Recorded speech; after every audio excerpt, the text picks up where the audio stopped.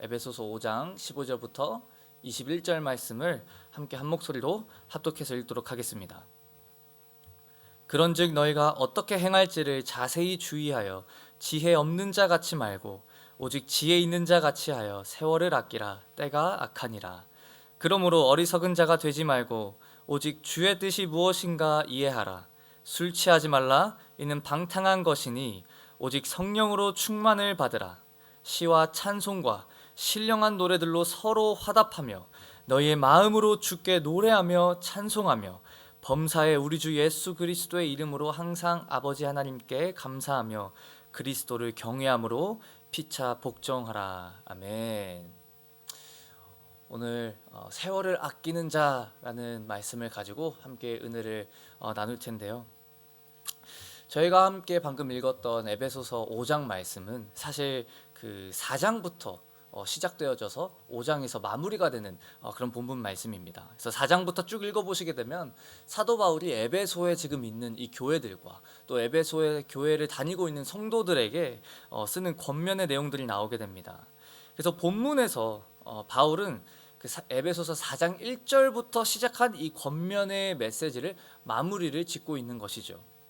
그래서 저희가 지금 읽었던 이 본문에서 두 가지 강조하는 점을 찾으라 이렇게 요약을 해보라고 하면 첫 번째는 바로 지혜롭게 살라는 것과 두 번째로는 성령으로 충만함을 받으라라는 것입니다. 앞선 4장에서부터 바울은 그때 당시 예수님을 믿지 않는, 즉 세상을 살아가고 있는 이방인들의 삶에 나타나는 특징들이 무엇이 있는지를 설명을 쭉 하면서 또 그 가운데 같이 살아가는 이 에베소 교회 성도들이, 이 주님을 따라가는 기독교인들이 마땅히 따르며 취해야 하는 삶의 방식들을 자신의 삶을 돌아보고 적용시켜야 한다고 권면하고 있는 장면입니다. 함께 읽은 본문 말씀에서는 이렇게 요약하고 있습니다. 성도는 지혜 있는 자같이 세월을 아껴야 합니다. 그리고 주님 뜻이 무엇인지 이해를 해야 하고 오직 성령으로 충만함을 받고 마음으로 주를 찬양해야 하며 범사에 예수님의 이름으로 하나님께 감사하고 마지막으로는 예수님을 경외함으로써 서로 복종해라 라고 이렇게 요약을 하고 있습니다. 그래서 저희가 함께 읽었던 15절 말씀을 다시 한번 보시게 되면 이렇게 말씀하고 있습니다. 그런즉 너희가 어떻게 행할지를 자세히 주의하여 지혜 없는 자 같이 말고 오직 지혜 있는 자 같이 하여. 바울은 지금 이 에베소 교인들에게 빛에 속한 자로서, 즉 예수 그리스도를 구주라 시인하며 고백한 자로서 주님을 기쁘게 해드리는 길이 무엇인지 가르친 후에 한 가지 원칙을 제시하는데 바로 지혜로운 자가 되라라는 것입니다. 바울은 하나님의 뜻도 모르고 살아가는 이 어리석은 사람들이 아니라 지혜로운 사람이 되라고 지금 꾸준히 지속해서 가르치고 있습니다. 그리고 우리가 어떻게 행할지를 자세히 주의하여 라고 이렇게 말하고 있는데 다른 번역본에서는 이 주의하여라는 말씀을 주의해서 깊게 살펴라 이렇게 번역을 하고 있습니다. 그리고 이걸 원어적으로 저희가 공부를 해볼 땐 미래형이나 과거형으로 적혀 있는 것이 아니라 지금 현재, 이 현재적인 시제로 적혀 있는데, 그래서 주의 깊게 살피는 일을 뭐 예전에 했었던 것들을 갖고 와서 생각을 해봐라가 아니라, 그리고 앞으로 주의 깊게 살펴봐라가 아니라 지금 상시적으로 우리 일상 속에서 꾸준히 하라는 이 의미를 내포하고 있다는 것입니다. 즉 다른 말로 이 본문 말씀을 통해 주는 권면을 잊지 말고 우리 신앙생활을 마치는 동안, 우리가 정말 그 주님께서 다시 돌아오시는 그날까지 이 주님을 붙들고 나아가야 되는데 그 모든 시간 순간순간마다 지혜로운 사람, 즉 하나님 안에 거하는 사람, 말씀을 묵상하고 그 안에 거하는 사람이 되라는 말씀이라는 것입니다. 우리 시드니 순복음교회 성도님들도 하나님께서 우리를 부르시는 그날까지 우리가 이 신앙의 여정을 해나갈 때 그 순간순간 매 순간 지혜로운 사람이 되어 하나님 안에 거하는 그런 주님의 성도님들이 되시길 축복합니다. 그래서 16절에 계속 이어서 이렇게 말씀하고 계십니다. 세월을 아끼라. 때가 악하니라. 15절에 지혜 없는 자같이 사는 게 아니라 지혜 있는 자같이 살도록 권면하면서 이러한 삶을 사는 사람들의 특징을 설명해 주고 있는데 바로 그런 사람들은 세월을 아낀다라는 것입니다. 여기서 세월을 아낀다, 이 아낀다라는 이 단어는 그 원어를 저희가 바라봤을 때 우위를 점하거나 기회를 얻다, 또는 최선을 다해 사용한다라는 의미를 가지고 있습니다. 그리고 여기서 사도 바울이 말하는 이 세월은요, 물리적인 시간을 뜻할 수도 있지만 또 다른 의미로는 적절한 순간, 즉 쉽게 말해서 기회라고 뜻하기도 합니다. 그래서 즉 세월을 아끼라는 말씀은 정말로 물리적인 시간을 우리가 아껴야 된다라는 말도 있지만 또 다른 또 다른 해석을 저희가 보게 되면 적절한 때 기회를 아끼라라는 의미를 가지고 있다는 것입니다. 즉 모든 기회를 놓치지 말고 지혜로운 사람으로 살으라는 이 권면의 말씀으로 이해할 수 있다라는 거죠. 그리고 우리가 왜 그렇게 해야 되는지 이어서 설명을 하고 있습니다. 세월을 아끼라, 이는 때가 악하기 때문이다. 16절 하반부에 보면 이렇게 말하고 있죠. 그리스도 안에 있는 자들은 빛 가운데 행하며 빛을 비추지만 그리스도께서 재림하셔서 온전히 빛을 비추시기 전까지는 세상은 여전히 그 악함 가운데 있고 어둠 가운데 있다는 겁니다. 그래서 이 세상에서는 우리의 이 시간을 빼앗으려는 수많은 것들이 있습니다. 때로는 일로, 때로는 학업으로, 때로는 관계로, 여러 가지 모습으로 우리로 하여금 하나님으로부터 멀어지게 하려는 것들이 있다라는 거죠. 즉 쉽게 말해 영적인 전쟁이 있다라는 겁니다. 새벽의 제단에 이 불이 뜨겁게 일어나며 이 부흥이 일어나며 많은 성도님들이 기도하러 나오시기로 작정하는 지금 딱 이 시기에 정말 저희로서는 이해할 수 없는 이런 여러 민원들을 통해 우리의 영적인 부흥을 방해받는 이 상황이 저는 결코 우연이 아니라고 생각합니다. 끝까지 그래서 있는 그 자리에서 우리가 할 수 있는 것을 최선을 다해 또다시 모일 수 있게 되는 그때까지도 저희는 이런 방해를 위기가 아닌 기회를 삼아서 세월을 아끼라라는 바울의 권면의 말씀을 붙잡아 위기를 기회 삼아 이 기회가 있을 때마다 놓치지 않고 빛의 자녀로 이 기도의 끈을, 이 기도의 불씨를 꺼뜨리지 않고 주님 앞에 항상 나아가는 우리 순복음 성도님들 되시기를 축복합니다. 사랑하는 성도 여러분, 우리가 빛의 자녀로서 그 정체성을 드러내는 순간들이 교회 안에서는 당연할 뿐더러 당연히 있어야 되죠. 하지만 세상에 있을 때, 우리에게 기회가 주어졌을 때, 우리가 살아가는 일상 속에서 우리가 있는 그곳에서 하나님의 자녀됨을 드러내는 성도님들이 되시길 주님의 이름으로 축복합니다. 또 이어서 17절 말씀을 함께 읽도록 하겠습니다. 그러므로 어리석은 자가 되지 말고 오직 주의 뜻이 무엇인가 이해하라. 여기서 그러므로라고 말씀으로 이어서 설명을 하게 되죠. 그러므로 지혜롭게 모든 기회를 살리기 위해서는 저희가 어리석은 자가 되는 것이 아니라 진리와 빛 대신 그 하나님, 그 말씀을 붙들고 나아가야 된다라는 것입니다. 하지만 이 지각 없는 자들, 이 어리석은 자들은 진리 대신 그 하나님을 저버리고 어둠 속에서 우상 숭배와 방탕을 추구하며 그래도 괜찮다라고 여기며 살아간다라는 거죠. 반대로 하나님을 믿는 우리들은 빛의 자녀로서 빛 가운데로 나아가는 우리는 하나님의 뜻을 이해해야 한다는 것입니다. 그 뜻을 이해해야만 주어진 상황 속에서 그 뜻을 이룰 기회들을 분별할 수 있게 되고요, 또 그 뜻대로 우리가 순종으로 나아갈 수 있다는 것입니다. 그렇다면 우리가 하나님의 뜻을 어떻게 알 수 있을까요? 기도하다 보면 정말 그 성령님께서 놀라운 어떤 기적 같은 일들로 저에게 비전으로, 꿈으로, 환상으로 이렇게 계시를 해주시는 것이 하나님의 뜻을 알 수 있는 방법일까요? 물론 그럴 수도 있겠죠. 하지만 하나님의 뜻을 우리가 정확하게, 그리고 언제든지 우리가 하나님의 뜻을 알 수 있는 방법은 하나님의 말씀을 통해 알 수 있다는 것입니다. 평상시에 하나님의 말씀을 묵상하며 배워야 우리 일상 속에서 이 하나님의 말씀이, 우리가 가지고 있는 이 말씀이 역사할 수 있다는 것입니다. 그렇게 할 때 우리는 모든 기회를 살릴 수 있는 줄 믿습니다. 일상에서의 묵상과 교제가 그래서 중요합니다. 우리가 날마다 지금 담임 목사님께서 주의 재단에서 선포하셨던 것처럼 정말 이 하나님의 말씀, 이 통독하며 하나님의 말씀을 나에게 가까이 하고 이 말씀을 주야로 이 묵상하는 이런 교제들이 우리 일상 속에서, 우리 성도님들 삶 가운데서 일어나길 축복합니다. 그러면서 18절에 바울은 이 술 취함과 또 성령 충만함을 대조하면서 설명을 하고 있습니다. 이 술 취하지 말라고 권면한 이유는 술 취함 가운데 방탕이 있기 때문입니다. 방탕이 무엇인지 저희가 생각을 해보면요, 여러 가지 사전적 정의가 있겠지만 성경에서 반복적으로 나오는 요소들은요, 무절제한 쾌락 또는 무절제한 소비를 가지고 방탕함을 설명할 때가 많습니다. 그래서 이 모든 것들의 공통점이 뭐냐면요. 그 방탕함의 그 동기가 무절제함, 즉 내가 하고 싶은 대로 하는 그 무절제함이 있고요. 또 두 번째, 그 끝에 맺어지는 열매들이 없다라는 것입니다. 어찌 보면 사도 바울은 이 사람들의 삶 속에서 영원하지 않은 것들을 추구하며 붙잡으려는 모습을 말하고자 싶었을지도 모릅니다. 이 세상을 살아가면서 필요하다고 여겨지는 것들, 정말 내가 이 삶을 살아가면서 나 돈도 필요하고 또 이런 것들도 필요하고 내 인생 속에 이런 것들이 필요하다라고 여겨지는 것들이, 하지만 정작 그것들이 나와 하나님의 관계에 있어서 불필요한 것들이라면 사도 바울은 지금 이렇게 권면하고 있다라는 겁니다.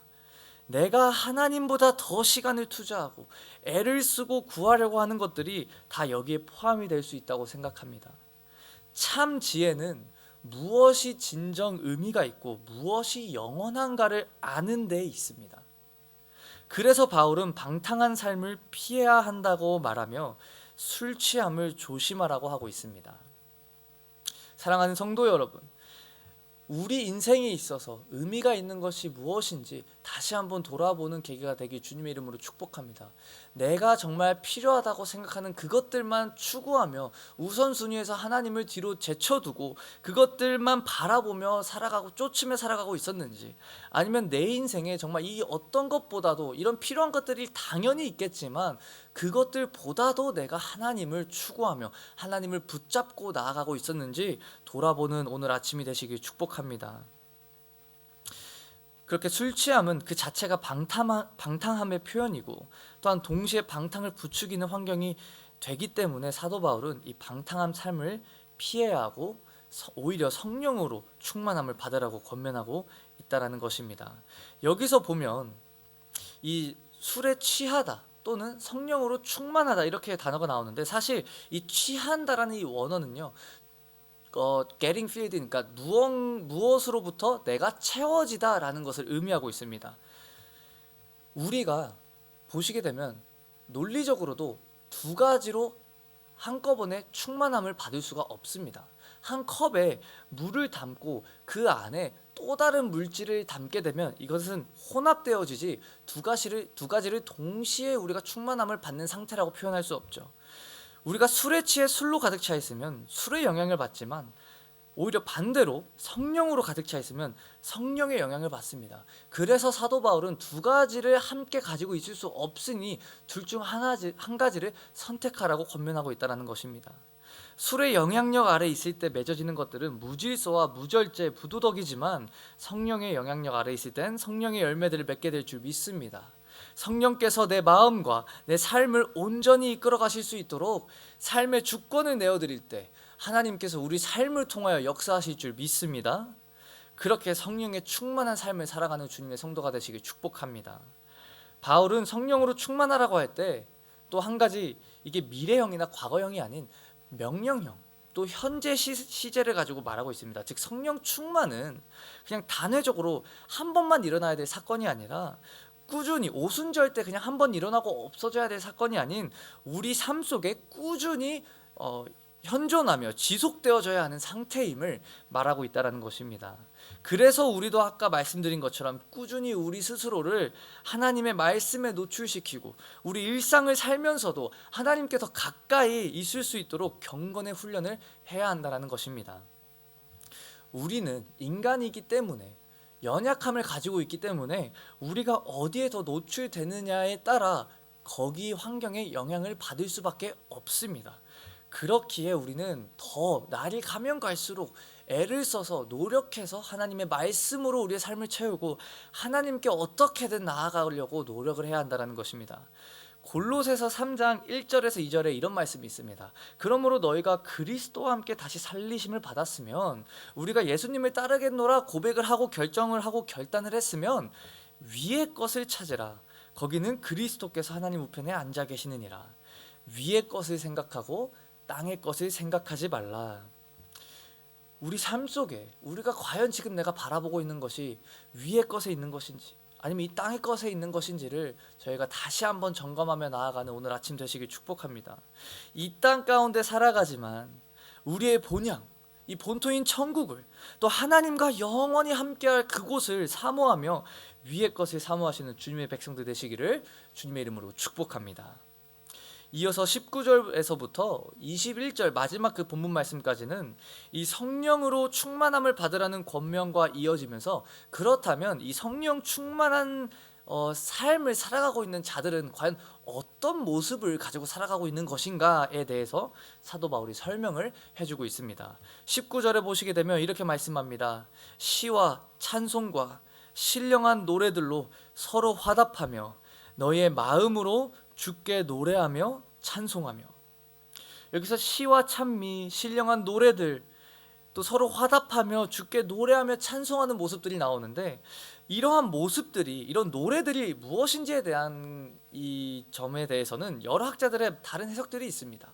뭐 이것이 찬양일 수도 있고요, 뭐 이걸 아니면 말씀이다라고 표현하는 사람들도 있고요, 또는 뭐 구약의 말씀을 가지고 와서 시편의 가사 삼아서 노래하는 그런 묵상의 형태다라고 하는 그런 신학자들도 있지만, 여기서 중요한 것은 이게 뭐냐가 중요한 것이 아니라 이 모든 표현들이 함께 모여 예배하며 함께 모여 찬양하는 상황을 묘사하고 있다라는 것입니다.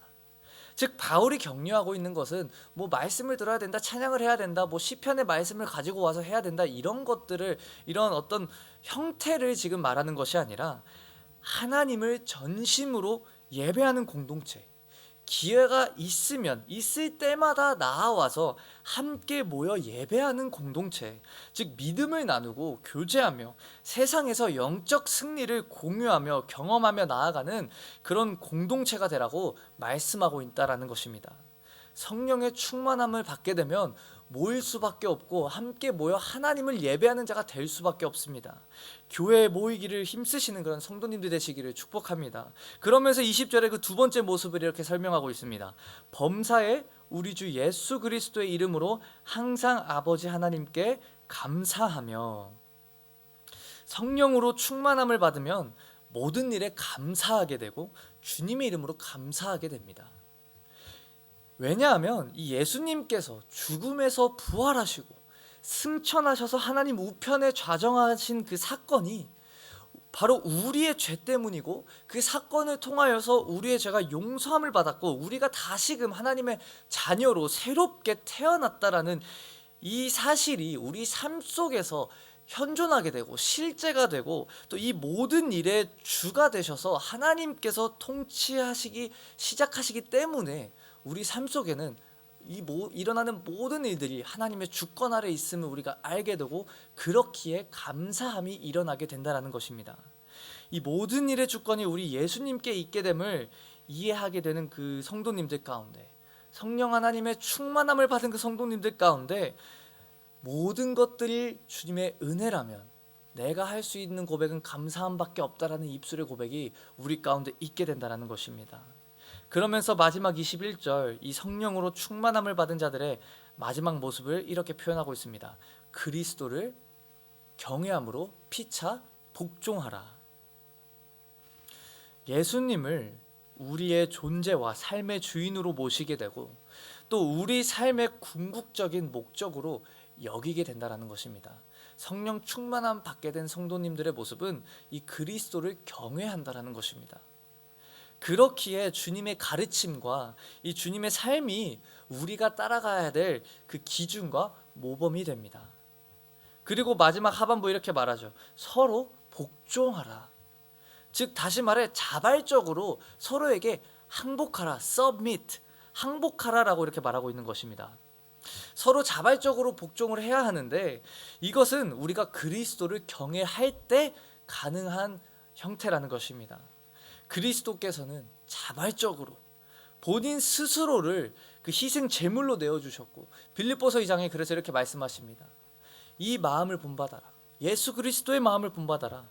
우리 예수님께서는 성도들을 위하여 자발적으로 자원하여 그 자신을 십자가 앞에 내어 놓았고, 우리가 그 마음을 본받아 우리들도 우리가 가지고 있는 이 권리들과 우리가 가지고 있는 이것들이 있겠지만 그리스도를 경외함으로써 동일하게 그 십자가 앞에 내어 놓았을 때 서로에게 복종할 수 있게 된다는 것입니다. 성령으로 충만할 때 이러한 하나님 성령으로 충만할 때 이렇게 하나님 지향적이고 그리스도 중심적인 찬양과 이 예배가 일어나며 우리의 삶의 예배, 즉 하나님을 사랑하고 이웃을 사랑하는 섬김의 삶이 나타나게 될 줄 믿습니다. 지금 현대인들은 그 어느 때보다도 가장 많은 시간을 누리고 살고 있습니다. 과거와 비교해 보면 더 빨라진 이동 시간, 처리 속도 등 여러 방면으로 우리는 사실 시간을 최대한 효율적으로 사용하며 살아가고 있습니다. 하지만 그 많은 시간 속에서 과연 우리는 그 시간 속에 하나님이 얼마나 있었는가라는 질문을 스스로에게 해봤을 때 저 자신부터 해서 과연 우리는 얼마나 자신 있게 당당하게 대답할 수 있을까라는 생각을 해봤습니다. 세상의 지혜는 스스로를 주인 삼고 높이는 방법을 제시합니다. 스스로 만족을 줄 수 있는 것들을 추구하며 술 취한 방탕한 삶, 즉 무절제한 나만을 위한 삶을 살아가라고 권유하고 있지만 이런 모습이 우리 믿는 사람들에게는 우상숭배가 될 줄 믿습니다. 사도 바울의 권면처럼 세상과는 달리 스스로 낮아지심으로써 죄인들을 구원하신 그 예수님의 자기희생을 본받아 희생하며 살아가는 모습이 우리의 삶이 되길 소망합니다. 우리에게 허락하신 시간들 속에 우리의 일상 속에서 나 자신을 위해, 내 욕심을 위해 이 세상의 것, 즉 방탕함을 쫓는 것이 아니라 성령 충만한 삶, 지혜로운 삶, 하나님 안에 거하는 그런 자녀가 되시길 주님의 이름으로 축복합니다. 있다 없어지는 것에 마음을 빼앗기는 것이 아니라 그것만을 위해 살아가는 것이 아닌 말씀과 이 기도로 주님의 뜻을 항상 분별하며 배우며 매일의 삶 속에서 주어지는 그 기회들마다 하나님의 빛을 드러내는 그런 빛의 자녀가 되시기를 주님의 이름으로 축복합니다.